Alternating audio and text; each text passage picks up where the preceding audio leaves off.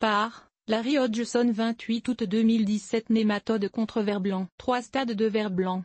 Le plus petit est le plus sensible aux nématodes. Photo, David Kapaer, Michigan State University. On peut traiter les infestations de vers blanc, larves de hannetons communs et européens et de scarabées japonais et du rosier, dans le gazon par des nématodes, de petits vers parasites qui investissent les jeunes larves et injectent des bactéries qui leur sont toxiques. Appliquez-les entre à la mi-août et la mi-septembre, quand les vers blancs sont fraîchement éclos et que le sol est relativement chaud, entre 21 et 30 degrés Celsius. Les nématodes sont des vers parasites microscopiques, donc trop petits pour être observés à l'œil nu. Photo, Xiro. Notez que ces nématodes sont inoffensifs pour les insectes bénéfiques, tels que les abeilles et les coccinelles, ainsi que pour les vers de terre, les oiseaux, les reptiles, les amphibiens, les mammifères, etc. Ils parasitent toutefois d'autres insectes dont le stade larvaire est souterrain et peuvent ainsi aider à lutter contre certains autres insectes nuisibles tels que les charançons, les puces, les perceurs, les vers fils de fer, les mouches de l'oignon et les cyarides. Vous devriez pouvoir trouver des nématodes bénéfiques dans votre jardinerie locale. Sinon, il existe bon nombre de fournisseurs sur l'internet. Notez que,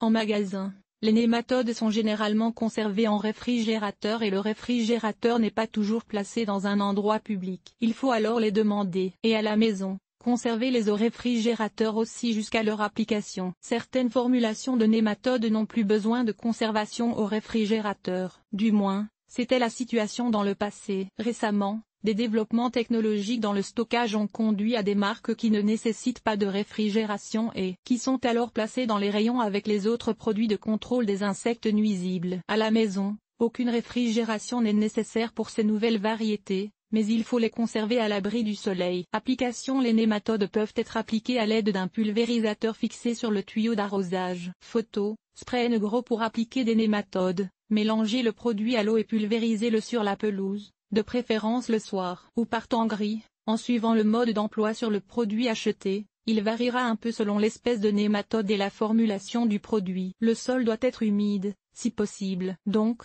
faites l'application après une pluie, sinon arrosez profondément la veille. Arrosez la pelouse après l'application et au besoin au cours des 14 jours suivants afin de garder le sol humide. Cela est particulièrement important dans le cas des sols lourds ou argileux, car cela assure que les nématodes descendent assez profondément dans le sol pour atteindre leur proie. Combinez avec d'autres méthodes de contrôle, notamment un gazon enrichi au compost, tondu plus haut et comprenant d'autres végétaux que des graminées, comme le trèfle, les nématodes se montrent passablement efficaces.